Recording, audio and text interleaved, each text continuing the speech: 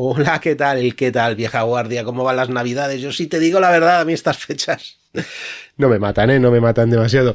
Para los críos, los pequeñajos, vamos, los críos pequeñajos, pues sí que veo que son más divertidas.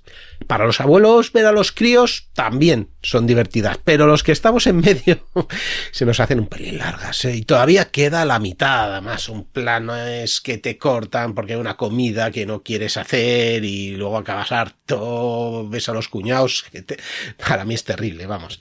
¿Qué le vamos a hacer? Menos mal que tenemos artillería preparada en Casus Belli para estas navidades y para la cuesta de enero también volveremos con mucha fuerza. Hoy traemos a un soldado de leyenda de sobras conocidos, ya lo habrás leído en el título. No sé si el mejor de la guerra, pero sí el capitán de submarinos más famoso y de los más hábiles del primer periodo. Y ya has visto que las reediciones están siendo cortas. Quiero pensar, esta vez he apostado este año, que en estas fechas hay poco tiempo para ponerse los auriculares. Y si sí que hay tiempo, pues también lo hay para recuperar un montón de episodios que seguro que no has escuchado y los habremos dejado atrás. A mí me pasa. Así que salvo los 2 próximos domingos, el domingo 4 y el domingo 11, que hay episodios contundentes que van a ir muy bien para esas fechas, van a ser así, de entre media hora y un poco más de una hora. A ver qué te parece. Ya me lo cuentas.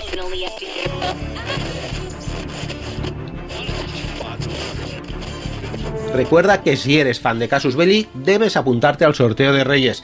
3 juegos de tablero, 2 revistas especiales de Despertaferro y 5 libros de historia que sortearemos entre todos nuestros mecenas. ¿Cómo puedes participar? ¿De qué títulos estamos hablando? Tienes el enlace en el resumen del episodio. Es muy sencillo, desde el móvil pincha arriba a la derecha, vas a información del audio y pinchas en el enlace. En 2 minutos ya estás participando y anunciaremos los ganadores el día de Reyes. Y si eres fan de Victoria, también puedes acceder a su propio sorteo. Mucha suerte, vieja guardia, te dejo con el audio de hoy. Si consigues ser algo más que un hombre. Cada nazi que permanezca vivo matará a mujeres, niños y ancianos. Los nazis muertos son inofensivos. Por lo tanto, al matar a uno, estoy salvando vidas. Si te entregas a un ideal. Mis pesares son por la gente a las que no pude salvar. Infantes de marina, soldados, amigos. No soy ingenuo y no idealizo la guerra. Los peores momentos de mi vida han llegado siendo así, pero puedo estar delante de Dios con la conciencia limpia de haber hecho mi trabajo. Si nadie puede detenerte. No tuve tiempo de esconderme detrás de un árbol. Cada vez que veía un alemán, lo bajaba. Simplemente no podía fallar al disparar a la cabeza o al cuerpo de un alemán. Y no fallé. Te conviertes en algo muy diferente. En una leyenda. Estos son Soldados de Leyenda, un spin-off de Casus Belli Podcast. Muy buenas amigos y amigas de Casus Belli, de la factoría Casus Belli. Hoy os traemos un nuevo programa de un soldado de leyenda. La verdad es que el soldado de leyenda que viene hoy es alguien muy especial. Y cuando a la gente le viene en la mente la palabra lobo de mar, yo creo que el protagonista de nuestra historia lo representa mejor que ninguno casi. Pero claro, hay una persona que es un fanático de este tipo de lobos de mar. Y estaréis pensando algunos, Antonio, que es el más vinculado a la mar. Pues no, hoy os traigo una sorpresa. Es el compañero Esaú, que es un enamorado del protagonista de nuestro día, y que nos va a traer su historia. Esta vez no soy yo el que os trae su espectacular historia, sino la trae mi compañero. Así que, sin más, os dejo paso con él para que la disfrutéis.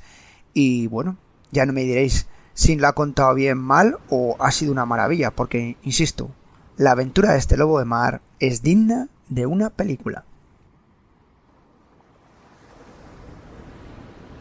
El capitán de fragata Otto Kressner hundió o dañó más barcos aliados que ningún otro comandante de submarinos durante la Segunda Guerra Mundial. Según los registros alemanes, acumuló 312.000 toneladas brutas enviadas al fondo o dañadas. Seguro de sí mismo, bien entrenado y con una búsqueda despiadada del saber todo sobre el mar y de los barcos, Kressner, según decían, era un hombre que prefería a los barcos a las mujeres. se condujo con una actitud y una arrogancia de un hombre que sabía lo que hacía y por qué lo hacía. También tuvo otras características: un cruel desprecio por la debilidad humana, una intolerancia por todo lo que no se ajustase a estas normas personales por las que se regía, una negativa a permitir que los fallos de los hombres interfirieran con su deber, y un orgullo que se veía compensado pues por un sentido del humor bastante ágil y una disposición a escuchar los problemas de los demás siempre que no invadiesen su intimidad o al final pues le diesen una cierta familiaridad. Y es que hoy vamos a hablar del denominado lobo del Atlántico. Hola y bienvenidos evidentemente a un Casus Belli. Hoy vamos a hablaros de este capitán de submarino que pues gracias al amigo Esteban de Zafarrancho pues que nos está introduciendo ahora en el mundo de los submarinos y algún otro podcast que también ha grabado Antonio, al cual siempre saludo desde aquí, pues me ha animado a haceros este podcast del considerado el mejor capitán de submarinos, este lobo del Atlántico de la Kriegsmarine. Nacido el 1 de mayo del 12 en la Silesia prusiana, era hijo de un maestro de escuela que gustaba de los idiomas y la ciencia. Kriegsmer compartió los amores de su padre y a los 17 años pues fue a Gran Bretaña, Francia, Italia y a Austria para también pues mejorar sus idiomas y bueno, a los 18 años se unió a la Marina alemana como aspirante oficial. Después de completar su formación, pues navegó durante 3 meses a bordo del buque escuela Niobe, seguido de un año a bordo del crucero ligero Emden. Bueno, el Tratado de Versalles, como sabéis, había puesto límite estricto a lo que podía tener las Fuerzas Armadas de Alemania, pero la Marina pues tenía un programa sucintamente abierto, más o menos abierto, para ser reconstruida. Bajo el mando del gran almirante Erich Raeder, los astilleros de Bremen, Hamburgo y Wilhelmshaven y Kiel estaban construyendo una nueva y moderna flota de acorazados, cruceros y destructores. Sin embargo, Raeder no estaba nada satisfecho. En una conferencia naval en Berlín, Raeder le diría a Hitler: la clave del poderío alemán en el mar está bajo la superficie. Denos submarinos y tendremos los dientes para atacar. Y 6 meses después, pues Hitler le dio los dientes. Le mostró a Raeder un telegrama del ministro de Asuntos Exteriores, el siempre y nunca apreciado Joachim von Ribbentrop, con la noticia de que Gran Bretaña había firmado el Tratado Naval Anglo-Alemán del año 35, que le daba a Alemania el derecho de construir una flota de superficie de hasta el 35% del tamaño que tenía la Gran Bretaña. También se incluía una cláusula que le permitía a Alemania construir un nuevo, porque no existía todavía, cuerpo submarinos que fuese del 45% de la Marina Real y que podía ampliarse hasta paridad si se presentaba una situación que en su opinión lo hiciera necesario. Estas frases que se ponen tan a la ligera en un tratado y que nunca se sabe por qué. Así que Hitler le empezó a decir muy bruscamente a Raeder: ahí están tus dientes, ya te puedes echar para adelante. Bueno, Raeder rápidamente convirtió esta victoria diplomática en acción. Sacó al as de los submarinos de la Primera Guerra Mundial, Karl Dönitz, de su triste servicio en el crucero Emden. Digo triste porque para un capitán de submarino pues estar en el Emden pues supongo que sería algo bastante no muy bueno, y lo puso a cargo de la reconstrucción del brazo de submarinos. Hizo de la Escuela de Entrenamiento Antisubmarinos de Kiel pues el centro de enseñanza para submarinistas, enseñándose tácticas defensivas y ofensivas. La carrera de Kriegsmer en la flota de submarinos comenzó en el 36 como aprendiz en Kiel. Junto con los demás aprendices escuchó con atención el saludo que les dio luego posteriormente almirante Dönitz. Decía así: la Marina representa la flor innata de las Fuerzas Armadas. El brazo de los submarinos representa la crema de la Marina. Algunos de ustedes dirigirán sus propios submarinos algún día. La mayoría de ustedes serán enviados de vuelta a los grandes barcos de los que vinieron. El futuro de cada uno de ustedes depende de su esfuerzo individual para cumplir los estándares que les requiero. Bueno, si hemos dicho que nuestro amigo Kriegsmer era una persona que gustaba de llevar una arrogancia y un porte, pues evidentemente él era perfecto para este discurso de Dönitz. Dos de los compañeros del entrenamiento de Kressmer iban a ser también dos ases de submarinos, Gunther Prien y Otto Schepke. Y bueno, pues estaban encantados los tres de tener la oportunidad de entrenar para el servicio submarino, alejándose pues de las tareas de los barcos. Ambos, como digo, lograrían un éxito notable para el brazo submarino. Bueno, a mediados del 38 la flota de submarinos había crecido de 2 submarinos de entrenamiento de la Primera Guerra Mundial a 30 modernos buques de ataque oceánico. Las tripulaciones en formación esperaban ansiosamente los nuevos submarinos que se estaban construyendo a toda velocidad en los astilleros alemanes y que casi hacían obsoletos los que acababan de salir. En vísperas del tercer encuentro entre Hitler y el primer ministro británico Neville Chamberlain en Múnich del 38, Dönitz, por lo que sea, convocó una reunión secreta de sus oficiales en el cuartel general en la costa del Báltico. Más de 50 oficiales acudieron, incluyendo a Prien, a Schepke y a Kressmer, todos con sus galones de teniente pues recién cosidos. Prien recibió el mando del U-47, un submarino oceánico de 500 toneladas, Schepke tenía el U-3, un submarino más pequeño, y Kressmer tomó el mando del U-23, un pequeño submarino de ataque de 250 toneladas. Durante el entrenamiento, Kressmer había adquirido la reputación de ser el mejor tirador de torpedos de la Armada alemana. No sé si sería tirador, lanzador, no sé cómo sería la palabra para designarlo. Bueno, como digo, para septiembre del 38 los rumores de guerra llenaban el aire y los nuevos comandantes esperaban sus primeras misiones con una tensión nerviosa. Supusieron que la reunión de Múnich arrojaría algo de luz sobre si habría o no habría guerra. Dönitz no les hizo esperar y se dirigió a los submarinistas con las siguientes frases. Caballeros, ya saben que el Führer va a reunirse con el primer ministro británico en Múnich. El almirante Raeder me ha asegurado que está decidido a llegar a un acuerdo con Inglaterra, pero es nuestro deber estar preparados para el fracaso de cualquier acuerdo político y las consecuencias que puedan tener. Por lo tanto, se mantendrán preparados para las hostilidades, a partir de ahora y hasta nuevo aviso. Antes de salir de aquí se le entregarán sobres sellados con órdenes secretas y debo recalcarles que los sellos no se romperán hasta que reciban mi señal indicando que se han declarado las hostilidades. Recibirán órdenes de navegación de los jefes de flotilla y cada submarino operativo debe estar en los puestos de batalla establecidos en los próximos 3 días.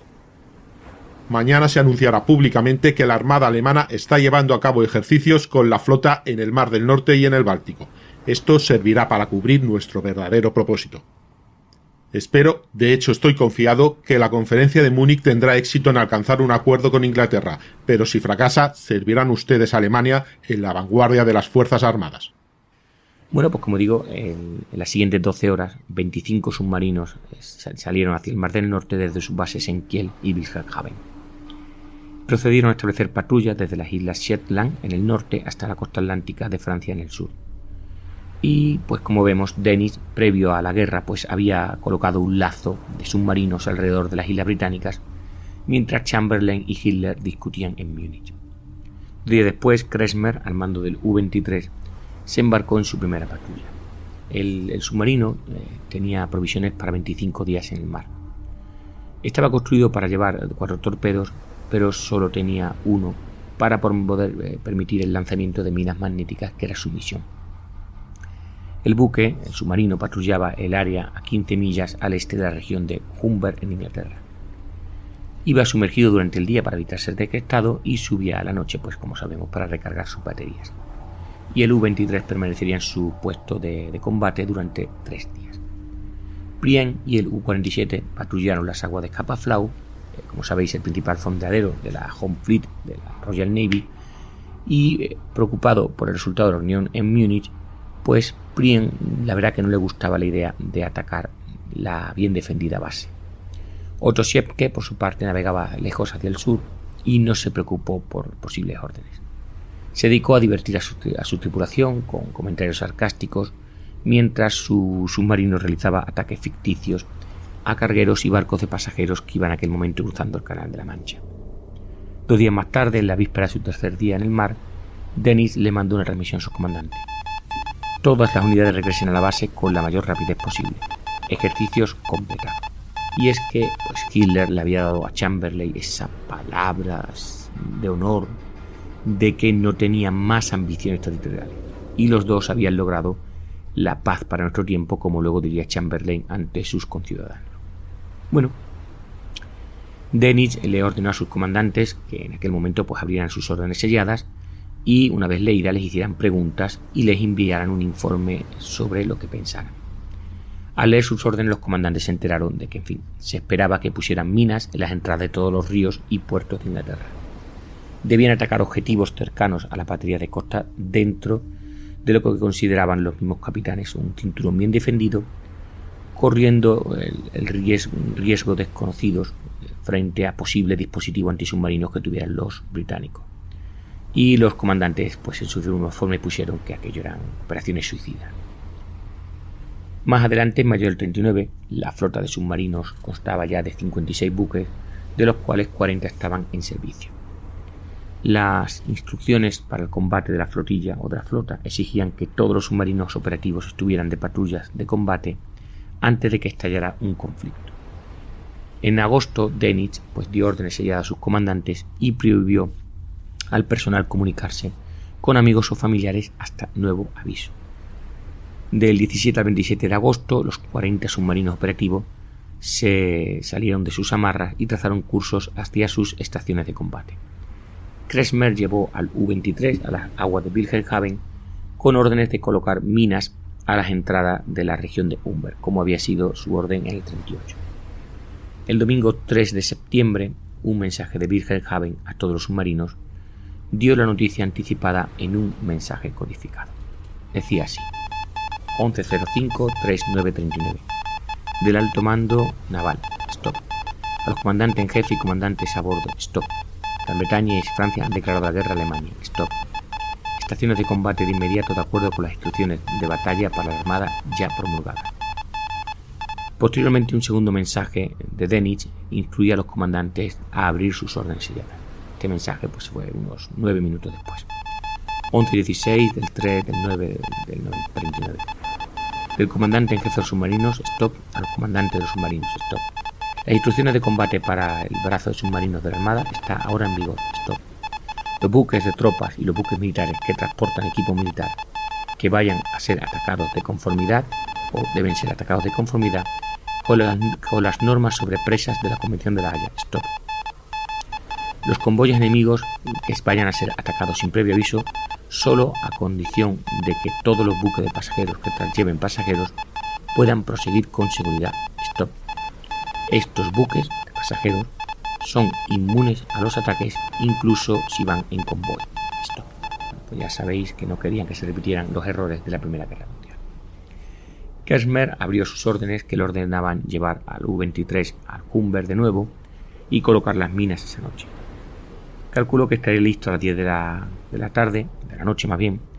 Llevó al U-23 a la superficie unas 5 millas de la entrada de Humber y estaba decidiendo la mejor manera de entrar en el canal de navegación cuando le llegó un nuevo mensaje de Dönitz, del comandante en jefe de los U-Boats, detener al U-23, U-47 y U-35, regresar a la base inmediatamente, parar las operaciones actuales, stop, acusar recibo. Y 3 días después, pues Dönitz les preguntó a Kriegsmarine cuánto tiempo llevaría preparar al U-23 para llevarlo al mar abierto. Y la respuesta de Kriegsmarine fue que solo 12 horas. Dönitz le diría después, pues usted es el primer comandante que parece reconocer que estamos en guerra. Así que saldrá mañana a las 8 de la mañana y quiero que se coloquen muchas minas. A la mañana siguiente el U-23 navegó hacia el Mar del Norte en superficie. Durante el viaje Humber no vio a ningún barco. Al atardecer sumergido, Kriegsmarine llevó el barco al puerto a profundidad de periscopio, esperando ser descubierto en cualquier momento. Dicho el barco, quiero decir el submarino. La tripulación estaba bastante tensa, ya que la operación de colocar minas era bastante laboriosa, pero al final se llevó a cabo sin problemas. En el viaje de regreso, en el estuario de Ford, el U-23 divisó su primer objetivo. Kriegsmarine siguió a un buque y determinó que su curso lo llevaría a 1 milla de su submarino. Torpedos listos, ordenó Kriegsmarine, disparen el 1. La tripulación se mantuvo en silencio mientras se escuchaba la esperada explosión del torpedo que llegaba al objetivo, pero no hubo ninguna explosión. Se hicieron 2 intentos más, pero ninguno de ellos alcanzó la nave objetivo. Y Kressmer, pues supongo que con un cabreo de 1000 pares, pues ordenó que el ataque terminara. Él y sus oficiales se reunieron para determinar por qué habían fallado los torpedos, pero la discusión terminó sin explicación. Aunque habían colocado las minas con éxito, no habían conseguido hundir un barco objetivo y se enfadó al tener que informar de que la misión había sido un fracaso en ese aspecto. Durante el regreso, el U-23 detuvo varios barcos en Skagerrak. Es un estrecho, Skagerrak, supongo que lo diré bien, Skagerrak, entre la costa sudeste de Noruega, la costa sudoeste de Suecia y la península de Jutlandia en Dinamarca. Bajo la regulación de normas de presas, los beligerantes podían impedir el envío de materiales de guerra vitales a un enemigo en barcos neutrales. Se habían publicado una lista de cargamentos en Francia, Alemania y Gran Bretaña. La lista del almirantazgo de mercancías prohibidas por Alemania era larga y confusa para el alto mando naval alemán, es decir, no se enteraban de lo que estaba diciendo el almirantazgo sobre lo que sí podía o no podían llevar los barcos neutrales en este caso a Francia o Gran Bretaña. Digamos que era una molestia y un obstáculo para su esfuerzo bélico. Bueno, este barco que había detenido, un barco que había detenido, era sueco, llevaba madera. Kressmer ordenó un disparo cerca de la proa con el cañón de 20 milímetros del submarino. El barco se detuvo y envió una señal del código internacional: estoy detenido. Kressmer subió y revisó la lista de cargamentos y lo único que llevaba era madera, pero la madera no estaba incluida en la lista de artículos prohibidos. Así que Kressmer permitió que el barco siguiera adelante. Detener los barcos neutrales y comprobar las cargas se convirtió en un tema delicado a medida que la guerra avanzaba. Kressmer expresó su opinión en un mensaje de mí. Decía atento: parece extraño que Alemania permita que los cargamentos de madera se trasladen libremente a Inglaterra, haciendo con ellos puntales para las minas que producen carbón, que a su vez hacen acero, que a su vez fabrican armas que se utilizan para matar a tropas alemanas. Pero bueno, aún así el U-23 tenía que obedecer y regresó posteriormente a la base, donde la tripulación recibió un permiso bastante corto. El 1 de octubre, Kressmer recibió órdenes de patrullar la entrada occidental de Petland Firth, que es el canal de aproximación a las Islas Orcadas y fondeadero de la flota británica de Scapa Flow. Durante el viaje de 3 días, el U-23 estuvo en la superficie la mayor parte del tiempo. Kressmer estudió sus cartas para Scapa Flow y él mismo elaboró por su cuenta un plan para penetrar si hacía falta en el fondeadero. Planeaba romper las defensas después del anochecer, disparar sus torpedos y luego retirarse por el mismo camino por el que había entrado. En la tercera noche de patrullas, mientras salía a superficie, el vigía del submarino vio un barco oscurecido que pasaba era visible por las luces de una flota de barcos de pesca que había en la zona. Kressmer esperaba que en cualquier momento los pesqueros se convertirían en veloces patrulleros, pero no, eran pesqueros, no eran otra cosa.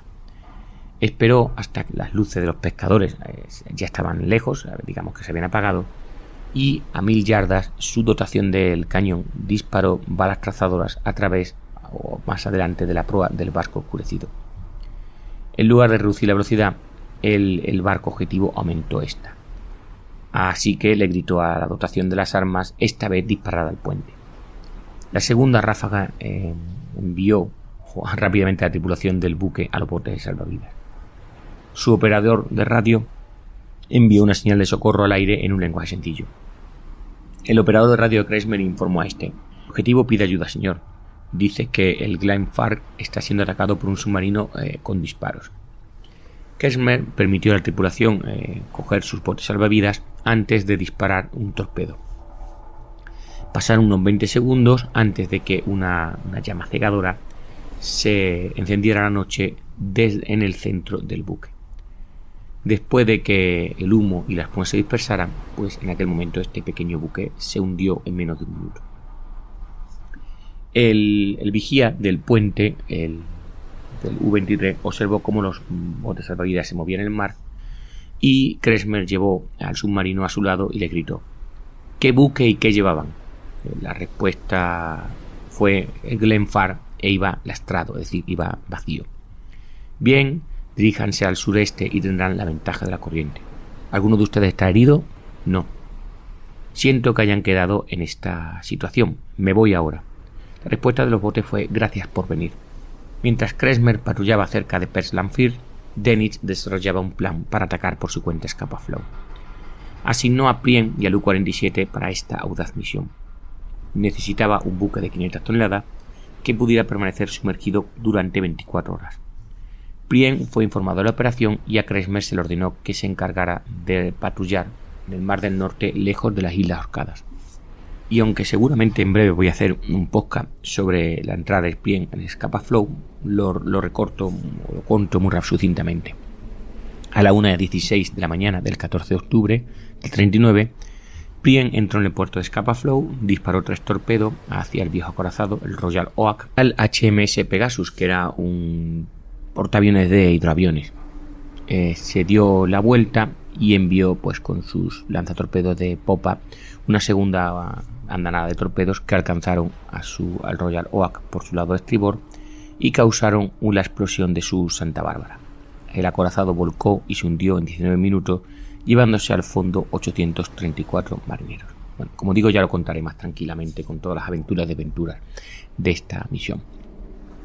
Bueno, al recibir la noticia del hundimiento del Royal Oak, como digo, un viejo acorazado, pero al final pues es un acorazado, hubo un gran júbilo en el brazo de submarinos. Los alemanes se enteraron en ese momento de que los británicos pues no tenían ningún arma secreta que defendiera sus costas contra los ataques de submarinos. Para finales de año, Kressmer había minado con éxito las aguas de Humber e Invergordon, hundiendo muchos barcos aliados.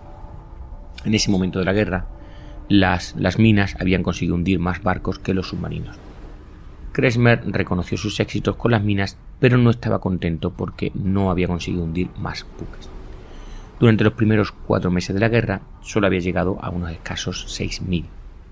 Sus misiones de colocación de minas y sus patrullas pues le habían valido la Cruz de Hierro de segunda clase, la insignia de guerra submarina y la Cruz de Hierro de primera clase. En su último viaje antes de Navidad, atacó un convoy en la isla Farner, cerca del estuario del Forch. En menos de una hora hundió el Deptford de 4.101 toneladas y el Magnus de 1.139 toneladas. Esta patrulla se conocería como la salida de Shetland de Kressmer. Después del ataque al Royal Oak, la Home Fleet británica había desaparecido de Scapa Flow mientras se preparaba mejor el estuario para defenderlo, y se ordenó a Kressmer que la encontrara. Patrulló los arroyos y ensenadas de las islas, a veces se iba por la superficie por la noche, pero a menudo se tenía que escabullir a las profundidades de Periscopio por la continua presencia de patrulleras de la Home Fleet. El 12 de enero del 40, Kressmer cogió el U-23 y se encaró a la entrada de la bahía de Inganes, y para su sorpresa vio 2 buques patrulleros anclados a ambos lados del canal. Más lejos, en el canal, vio el contorno de un petrolero. Los petroleros en aquel momento era lo más jugoso que un submarino se podía echar al cuerpo. Cruzó de un lado a otro de la entrada de la bahía a una profundidad de Periscopio, entrando de manera tal entre los 2 barcos patrulleros que estos ni se dieron cuenta.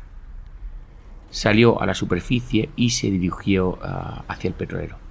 Después de varios minutos, llegó a la conclusión de que los patrulleros pues se tenían que haber dormido para pasar la noche porque no estaban viéndole, pero tenía claro de que aunque estuvieran durmiendo, si se despertaban rápidamente pues se encontrarían al intentar salir con el fuego cruzado de entre las lanchas, y eso pues no podría soportar los submarinos. Pero bueno, como hemos dicho que era un hombre con bastante empuje y el cielo nocturno estaba despejado con una luna brillante, pues se acercó al petrolero y ordenó lanzar un torpedo. Su rastro de burbuja era visible y al acercarse al petrolero, U-23 pues hizo un giro de 180 grados después de lanzarlo y se dirigió rápidamente al mar abierto.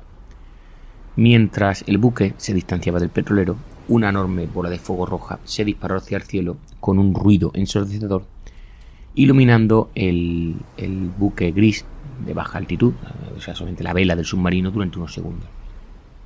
Una segunda explosión envió una llama blanca a través de la bahía con gran destrozo de la superestructura del petrolero. Kressmer mantuvo todo el momento sus prismáticos hacia esas dos lanchas patrulleras que vigilaban la entrada a la zona y vio a los tripulantes corriendo las cubiertas como él había temido. Después de que el U-23 consiguiera superar estas patrulleras y llegar a aguas abiertas, Kressmer y sus oficiales se dedicaron a examinar detenidamente los libros de perfiles, los que mostraban la silueta de los barcos mercantes de todas las naciones, y decidieron que habían hundido el petrolero danés Danmark de 10.517 toneladas. En otra patrulla, en la Shetland, vieron lo que parecía ser un crucero anclado en Felsound. Se metieron en la bahía y le dispararon 2 torpedos al objetivo. Uno alcanzó con un destello y un estruendo, pero en ese momento el navegante de Kressmer, pues el suboficial Petersen, le dio una noticia que él nunca hubiera querido escuchar. ¿Y cuál era? Pues no es un crucero, es una roca. Por un momento hubo un silencio estruendoso en la torre de control. Sospechando que era una trampa, buscaron en la bahía, pero encontraron que estaba completamente vacía. Kressmer evidentemente no estaba nada contento de haber desperdiciado 2 torpedos contra una roca. Mirando a su tripulación y, las sonrisas apenas ocultas que mostraban, recordemos, no se puede perder la familiaridad, pero el humor siempre le acompañaba, envió una señal al comando de submarinos. Roca torpedeada, pero no hundida. El U-23 dejó la bahía y trazó su rumbo hacia el pasaje de Fair Isle y el Mar del Norte, y en su camino de regreso a Kiel, pues hundió 2 barcos más, el carguero Ponsela y el barco costero Baltanglia, no supongo que fuera italiano. Para cuando llegaron a Kiel, el U-23 había estado en el mar más tiempo que cualquier otro buque o submarino de la flotilla. Después de atracar, Kressmer se presentó a Dönitz en el buque de mando de allí, que tenía como cuartel general, y Dönitz quería un informe completo de acción. Y le preguntó a Kressmer, ¿qué hay de eso del torpedo al Nelson? ¿El Nelson? Kressmer le preguntó, la verdad, que con bastante asombro. Pero no he torpedeado a ningún Nelson, ni siquiera he visto nunca al Nelson. Dönitz llamó entonces al oficial de transmisiones para que le trajera el archivo del U-23. Cuando el oficial llegó, Dönitz tomó el archivo y se lo mostró a Kressmer y luego dijo triunfante, ¡ahí! ¿Qué dice eso? Y atónito, Kressmer leyó el informe que decía, Nelson torpedeado pero no hundido. Pensó por un momento y luego, sacudiendo la cabeza, divertido, se dio cuenta de que se había cometido un error. La palabra alemana para roca es Felsen, y en el informe de transmisión alguien había dicho Nelson, o se había transmitido como Nelson. Así que Dönitz, después de ver aquello, se sentó... Así que atacaste una roca. Oh, Kressmer, si pudieras saber lo que estoy pensando, no creo que ninguno de los dos se ría. ¿Te puedes imaginar la cara de Goebbels cuando escuche esto? Muy bien, llamaré y haré que se detenga el anuncio de esta noche, porque iban a decir... ¿Dónde está Nelson, Churchill? Y no hay que tener mucha imaginación para adivinar la respuesta que le habría dado el primer ministro. Pues está donde tiene que estar, por decirlo muy finamente. Después de un merecido descanso, el 9 de febrero del 40, el U-23 salió de Kiel en su 8ª patrulla. Poco después de su partida, el vigía gritó, «¡Torpedos a estribor!». Kressmer ordenó al control que se desviara a estribor y vio 3 líneas de burbuja que corrían hacia él. Ordenó que el barco se sumergiera y se niveló a 50 pies. Él y su tripulación escucharon las hélices de los torpedos y preparándose para el impacto, pero los torpedos fallaron. Kressmer determinó que un submarino británico les había disparado. Después que los torpedos pasaran, el U-23 salió a superficie y se dirigió hacia su punto de encuentro. Allí un convoy se encontraba más adelante y 2 destructores lo acompañaban. Kressmer hundió uno de ellos. Luego siguió un curso paralelo al convoy. Mientras en este curso un solitario barco apareció en el horizonte. Lo atacó con 2 torpedos que impactaron en él, causando un gigantesco estruendo. Después de comprobar los libros, él dijo a sus hombres que habían hundido al carguero Tiverton de 5.225 toneladas. 3 días después, frente a la costa este de las Orcadas, Kressmer hundió otro carguero, el Loch Meady, con 4.996 toneladas. En ese momento, Kressmer había usado todos sus torpedos y volvió a Kiel. Después de su llegada, Dennis le ordenó que llevara el U-23 de vuelta a las Orcadas, pero en aquel momento pues resultó una patrulla infructuosa. Duró 9 días, no cazaron nada, y Dennis le ordenó regresar a Kiel el último día. Esta sería la última patrulla que Kressmer sería comandante del U-23. Lo había llevado en 9 patrullas, había estado 96 días en el mar y ha vendido 8 mercantes y el destructor que hemos comentado antes, acumulando 30.000 toneladas. A finales de abril, Kressmer recibió una orden de Dennis informándole que iba a tomar el mando de un nuevo submarino, el U-99. Era un buque oceánico de 500 toneladas, el doble del U-23, que recordamos que había estado utilizando. Llevaba una dotación de 44 hombres y 12 torpedos. Comparado con el pequeño U-23, el U-99 era hasta lujoso. Después de cargar las provisiones, el capitán llevó a la tripulación a una prueba en el Báltico. Se llevó solamente a la tripulación básica. Se sumergieron, dispararon torpedos y la tripulación de los cañones pues completó sus ejercicios en superficie sin problemas. Kressmer puso a prueba su nuevo buque hasta el 17 de junio, cuando se le dio orden de partir hacia el Atlántico. Durante esta patrulla, Dennis señaló que el crucero de batalla Snarkhot estaba navegando a lo largo de la costa noruega y que los aviones alemanes hacían patrullas antisubmarinas en un radio de 30 millas alrededor del barco. Así que, si no quería verse hundido por su propia fuerza aérea, pues Kressmer debía mantenerse fuera de ese alcance. De lo contrario, el U-99, pues como digo, pues podía ser atacado e incluso hundido. Al día siguiente, el vigía vio un submarino británico que parecía desconocer la presencia del U-99.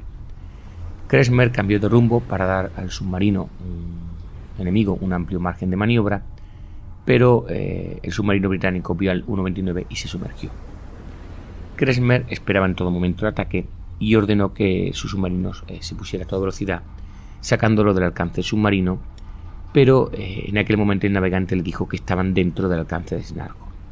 Al mismo tiempo, el vigía vio un avión acercándose.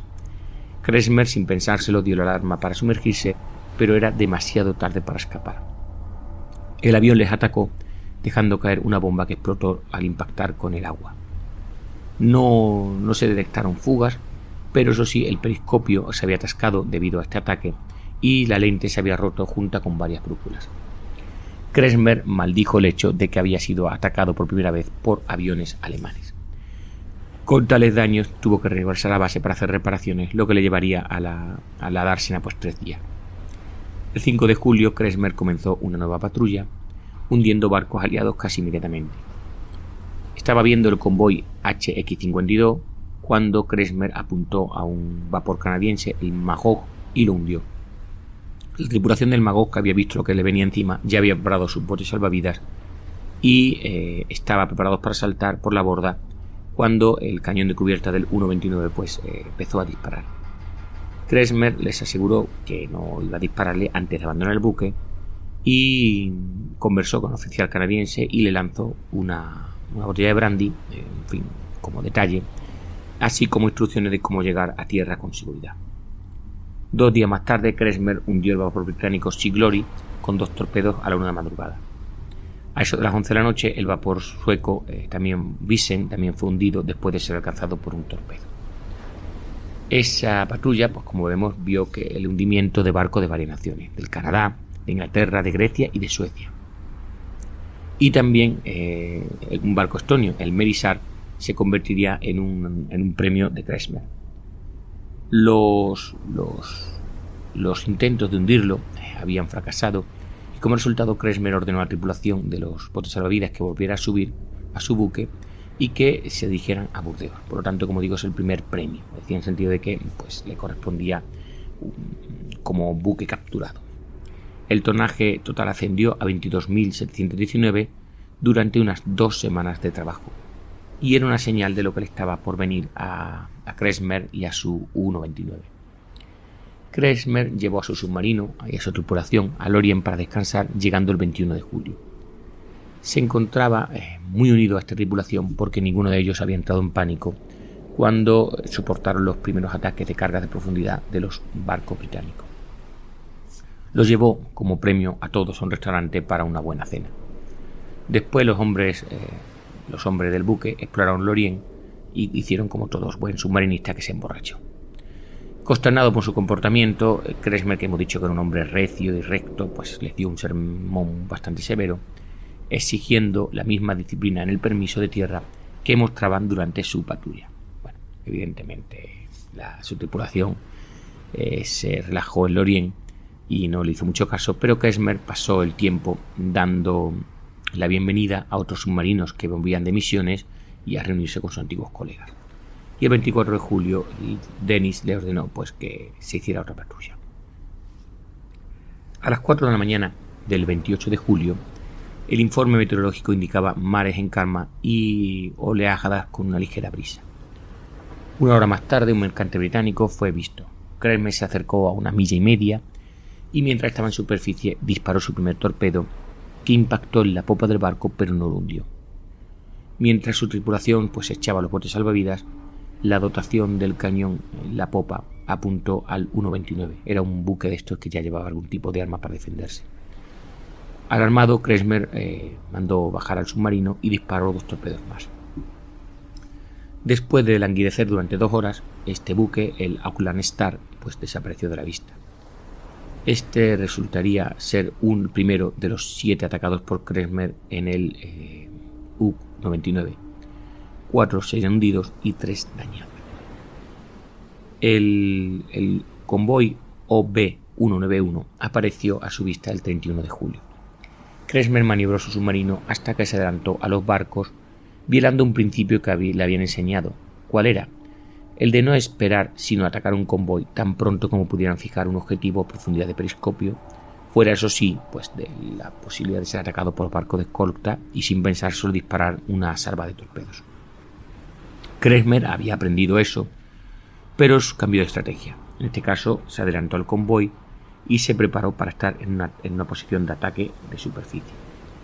Quería demostrar que se podía atacar de noche, por superficie y además ajustándose a su lema, un torpedo, un barco. Consideraba que el lanzamiento de una salva de torpedos, la dispersión de torpedos, era un desperdicio. Tomó un riesgo calculado y se convirtió en el primer comandante submarino en atacar convoyes de noche en superficie. Regresaría a Lorient el 2 de agosto habiendo hundido o dañado 57.890 toneladas de barcos aliados. Cuando llegó allí, pues una banda militar y un grupo acogedor del Estado Mayor pues saludó a Kressmer y a su tripulación el 7 de agosto cuando salió del buque en el muelle de Lorient. 7 banderines de Victoria ondeaban con la brisa, 1 por cada barco hundido o atacado. Antes de bajar a tierra, pues Kressmer tuvo que explicar su decisión de no atacar el convoy durante el día sumergido. Recordamos que lo hizo de noche y en superficie. Su informe señaló que el mal tiempo hacía necesario mantener el contacto con los barcos objetivos. Denis no lo culpó por llevar a cabo el procedimiento para hacer el ataque. Al día siguiente, Denis llamó por teléfono a Kressmer y lo invitó a una reunión para esa tarde. Kressmer partió hacia París y pronto supo que era para recibir la Cruz de Caballero por, atentos, el mayor número de barcos hundidos por un comandante en un solo viaje. Y además por su continua determinación y habilidad frente al enemigo. También se le dijo que el almirante Raeder presentaría personalmente la medalla al día siguiente. Todas las tripulaciones navales en el puerto de Lorient en ese momento se alinearon para ser inspeccionadas por el comandante en jefe de la Armada, con los hombres del 129 en el lugar de honor en el centro del patio de armas. Raeder felicitó a Kressmer y a su tripulación por sus logros y le entregó una caja plana que contenía la Cruz de Caballero y la banda correspondiente. Después de que Raeder se fuera, Kressmer y su tripulación celebraron en la cubierta del 129 con cerveza para todos los presentes. El 26 de agosto, Kressmer recibió sus órdenes para la operación León Marino, la planeada invasión anfibia de Inglaterra. La tarea era evitar que ningún barco británico entrase en el Canal de la Mancha por la zona oeste. Días después, Denis invitó a Kressmer al Hotel Terminus, donde le presentaron a un oficial de submarino italiano, el comandante Longobardo, que dirigía una base de submarinos en Burdeos. La Armada italiana lo había enviado a Denis para que aprendiera los métodos de ataques alemanes. Kressmer, quiero que lleves al comandante Longobardo contigo en tu próximo viaje. Debes estar listo para zarpar en 24 horas. Creo que lo mejor sería que las maletas de Longobardo suban a bordo del U-29 hoy. Kresmer la verdad que no estaba contento con este invitado, aunque era costumbre en la Armada alemana pues tener a bordo de otro oficial para estudiar los métodos operativos antes de obtener su propio mando. Tratar con un comandante italiano que no hablaba en alemán pues es otra cosa a lo que se puede pensar. Intentó hablar con su invitado en alemán, don Gombardo le respondió en italiano, Kresner entonces le habló en inglés y el italiano respondió en inglés, así que ya tenemos a estos dos oficiales hablando en inglés estando en guerra contra los británicos. Una vez en marcha, el 129 cruzó el Golfo de Vizcaya hacia el Atlántico y era llamada Callejón de los Submarinos por la Royal Navy. Mientras estaba de pie en la torre de mando con su invitado, Kresmer oyó a su vigía gritar: «Avión por la manga de estribor a unos 40 grados de altitud». Kresmer ordenó al barco al submarino que se sumergiera, pero se fue más allá de la profundidad del periscopio. Para poder estar en una profundidad deseada, ordenó que se inyectara aire comprimido en los tanques de lastre de proa. Su huésped miraba atentamente y Kresmer se preguntaba sobre la impresión que estaba causando su huésped. Le dijo: «Lo siento, estas cosas pasan a veces», y el italiano respondió: «No pasa nada, sabía que usted lo arreglaría fácilmente». El 8 de septiembre Kresner seguía a un convoy que estaba saliendo cuando el 129 fue visto por un destructor. Dio orden de sumergirse y pasó esa noche y el día siguiente siguiendo al convoy. Cuando salió a la superficie fue visto inmediatamente por otro destructor. Una vez más, el 129 se sumergió con cargas de profundidad cayendo a su alrededor. Bajó el submarino a 300 pies para esperar el ataque. Se contaron 30 explosiones antes de que se detuvieran. Y después de que los ecos del destructor se desvanecieran, el 129 salió a superficie solo para volver a ser atacado por otro destructor. Bajó de nuevo y una nueva serie de cargas de profundidad alcanzó a barcos por su banda, enviando a la mayoría de la tripulación de la sala de control a la cubierta. Y entonces el destructor terminó el ataque y se marchó. De vuelta a la superficie, Kresmer escudriñó el horizonte en busca de un convoy y vio un gran carguero al que le ordenó disparar 2 torpedos. Saltaron del agua y se desviaron de su curso. Kresmer retrocedió a la popa del convoy, pero fue de nuevo avistado por un nuevo destructor y tuvo que sumergirse para evadir al atacante. Bueno, la verdad que la suerte estaba siendo fatal, o sea, a varios ataques con carga de profundidad, ve un barco, dispara 2 torpedos y los falla, en fin. Su suerte cambió cuando hundió el vapor británico Albionic el 11 de septiembre. Sería el primer hundimiento de esa patrulla. 4 días después siguieron más, ya que el vapor canadiense Kenortok, el noruego Lotos y el británico Crown Arun fueron hundidos entre el 15 y el 17 de agosto. Y en cuestión de 90 minutos, el 129, el 21 de septiembre, hundió 3 barcos que formaban parte del convoy HX-72. Todos eran británicos, el Invershannon, el Baron Blisswood y el Embark. Y mientras veía a sus víctimas arder, vio un solitario bote salvavidas ocupado por un solo hombre en ropa interior. Kresmer se apiadó de él, lo subió a bordo y lo envió abajo, donde le dieron ropa seca y comida. Y ahora Kresmer pues tenía 2 invitados.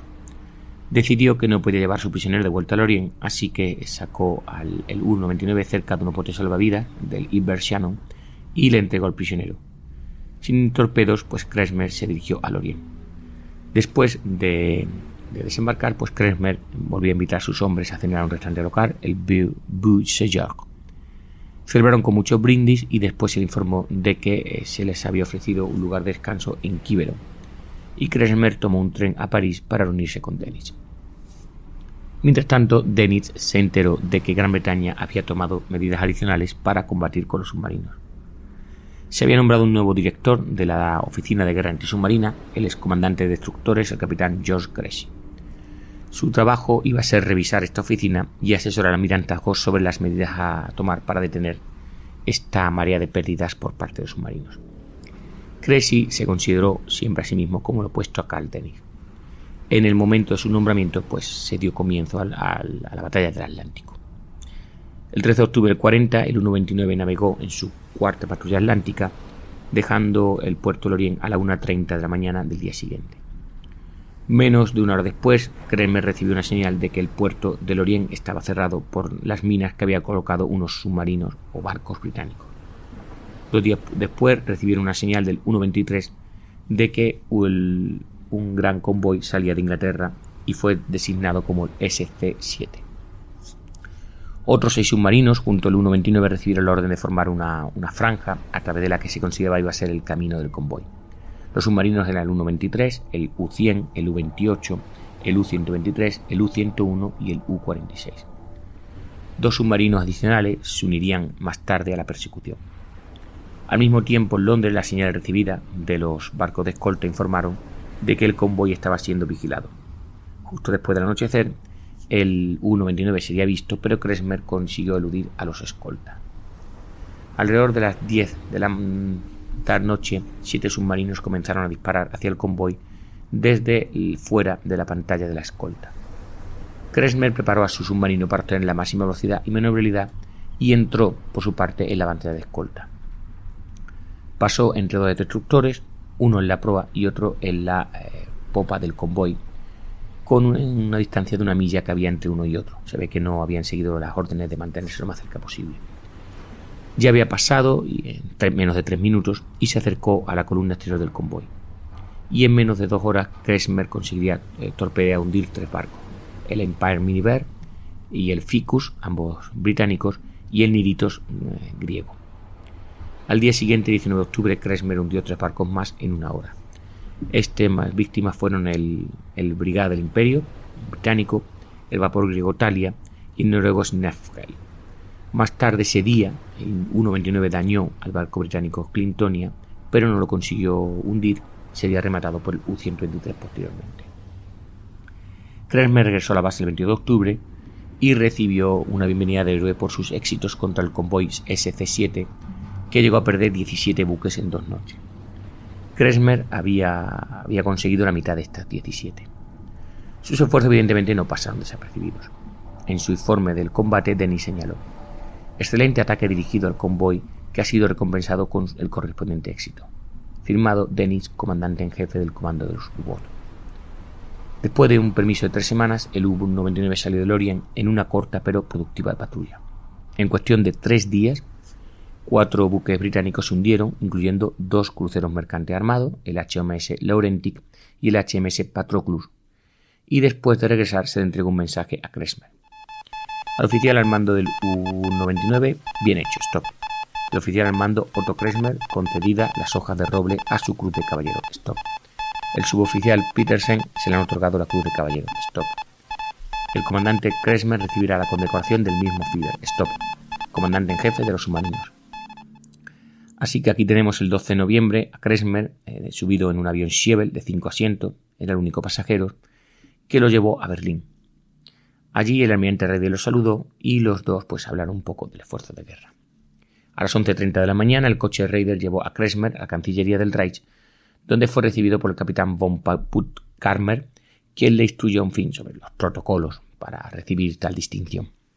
A mediodía las grandes puertas se abrieron y Hitler entró junto con su ayudante y Kressmer fue presentado a Hitler, quien le otorgó formalmente las hojas del roble.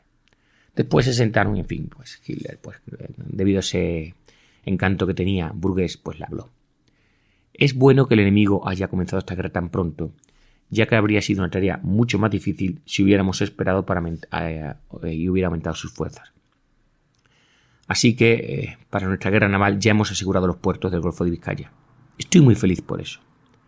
Al principio de la campaña estaba decidido a conseguir los puertos del Canal de la Mancha para nuestra guerra submarina. Bueno, los puertos del Canal de la Mancha es lo que habían conseguido los submarinos alemanes en la Primera Guerra Mundial, es decir, los puertos de Bélgica. Y él se van a lograr haber conseguido los puertos de Vizcaya, de la costa atlántica francesa.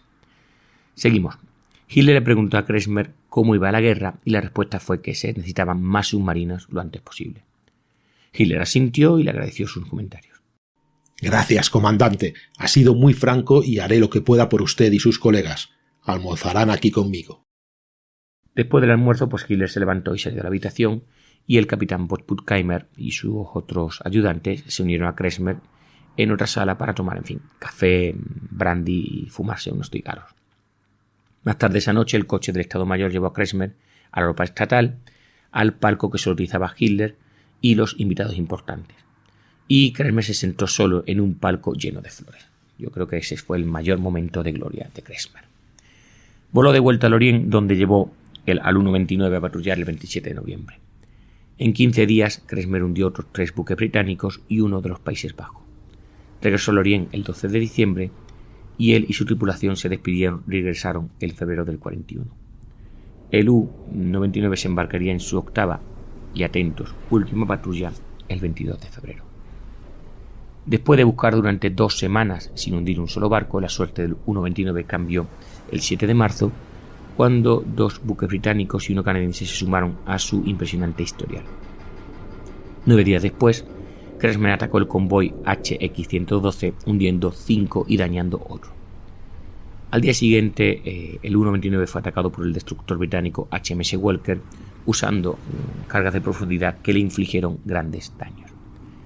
Cresmer hundió o sacó a superficie al U-99 a las 3:43 de la mañana del 17 de marzo y hundió su buque, y él en sus botes salvavidas pues fue hecho prisionero a bordo del HMS Walker. Para los colegas de Cresmer, los habíamos abandonado, recordáis, Prien y Siepke, pues marzo del 41 fue fatal. Prien y su U-47 se hundieron con todos sus hombres el 8 de marzo y Siepke murió el mismo día que Cresmer hundió el U-99. En menos de 2 semanas, 3 de los mejores comandantes submarinos alemanes habían desaparecido de la alta mar. El HMS Walker atracó en Liverpool, centro de operaciones británico para la batalla del Atlántico, y después de atracar los británicos fueron obligados a marchar por las calles. En fin, fueron recibidos con las mejores palabras que se pueden recibir por parte de cientos de mujeres que habían perdido sus seres queridos por ataques de submarinos. Desde Liverpool fueron enviados a Londres para ser interrogados y finalmente el capitán fue enviado al campo de prisioneros de guerra en Grissenhall. Permanecieron allí con sus hombres hasta octubre del 42, cuando fueron transportados a un campo de prisioneros de guerra canadiense, el campo 30 en el sur de Ontario. Bowmanville, en Ontario, se encuentra, pues se busca ahí en el mapa, en el sur del Ontario, al este de Toronto, y Oshawa, en la carretera o autopista número 2. La ciudad había sido una comunidad entre 1858 y 1973. En el 41 había allí una escuela para jóvenes delincuentes en las antiguas tierras de cultivo del señor John H.H. Jury. En el 27 este hombre donó sus tierras al gobierno para que creara una escuela, pero no supongo que no pensaría en esto. Pero en fin, se dio un uso hasta abril del 41, cuando el gobierno dio aviso a la escuela para que encontrara un nuevo hogar para estos jóvenes delincuentes, porque la instalación se iba a convertir en un campo de prisioneros. El trabajo se completó en octubre del 41 y fue designado como Campo 30. Este campo de prisioneros de guerra tenía cosas que a otros les iba a faltar, incluyendo una piscina cubierta.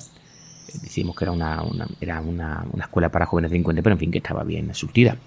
Un complejo atlético, en fin, para atletismo, y campos de fútbol y rugby. Los prisioneros jugaron al fútbol, rugby canadiense y al hockey en invierno. Construyeron asimismo una cancha de tenis y un mini zoológico. Podían enviar y recibir correo a y desde sus familiares. Recibieron además de Alemania nuevos uniformes y obtuvieron su paga regular, con la que podían comprar artículos como cigarrillos, cigarros, tabaco, pipas y hojas de afeitar. Los servicios médico-dentales eran proporcionados por oficiales alemanes capturados, y una orquesta y un grupo de teatro pues representaba varias obras de Shakespeare. Como el campo estaba ubicado en una antigua granja, la comida de los prisioneros era mucho mejor de la que se servía en otros campos. Los desayunos incluían café, mermelada y mantequilla para las tostadas.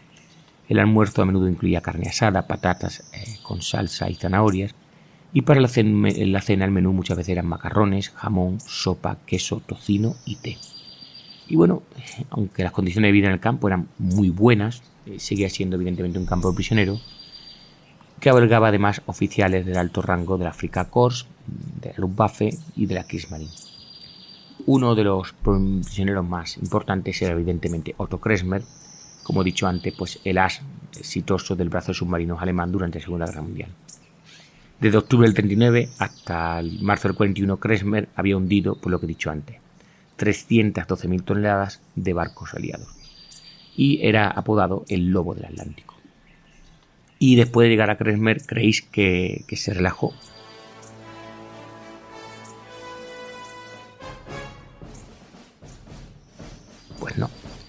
comenzó a planear su escape.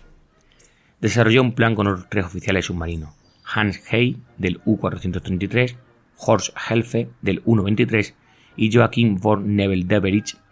Y bueno, antes de proceder, Kretschmer necesitaba contactar con Dönitz para pedirle permiso. Esto se logró enviando una carta codificada a la mujer de Nebel-Deverich, que a su vez era secretaria de Dönitz. La carta transmitía la intención de escapar, proponía que los fugitivos fueran recogidos por un submarino e incluso proponía un lugar de encuentro. Dönitz aprobó el intento de fuga y comenzaron los preparativos.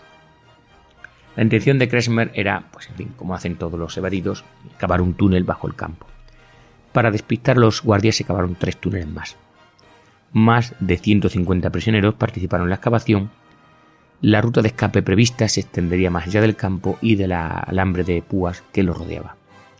Al mismo tiempo, pues los prisioneros preparaban documentos de identificación falsos, ropas civiles y maniquíes para ser usados como sustitutos de los fugitivos.